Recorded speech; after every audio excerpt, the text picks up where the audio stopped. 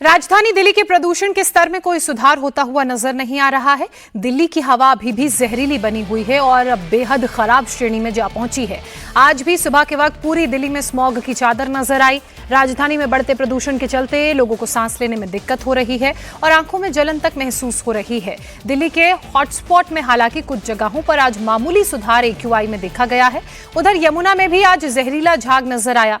इतने दिनों से यमुना के प्रदूषण पर शोर शराबा हो रहा था, उसमें छिड़काव कर झाग को कम करने की बात हो रही थी, लेकिन ग्राउंड लेवल पर कोई सुधार हुआ नहीं।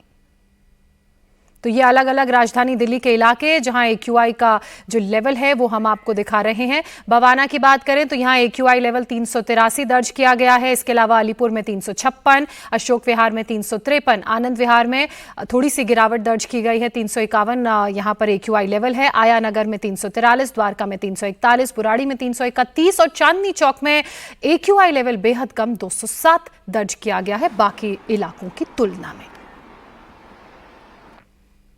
राजधानी दिल्ली में हवा की गुणवत्ता का स्तर बेहद खराब बना हुआ है। राजधानी दिल्ली के AQI की बात करें तो यहाँ पर जो AQI है वो 335 है, जहाँ पर अगर हम कई इलाकों की बात करें तो वहाँ पर जो AQI है वो 350 के पार है। इस समय मैं मौजूद हूँ दिल्ली के अक्षरधाम में और स्मॉग की चादर अभी भी सुबह नजर आ रही है राजधानी दिल्ली में। हालांकि कुछ बेहतर हवा की गुणवत्ता हुई है, लेकिन हालात अभी भी बेहद खराब बने हुए हैं। जहां पर आनंद विहार का AQI 400 के पार चल रहा था, वहां पर आज आनंद विहार का AQI 350 पर नजर आ रहा है।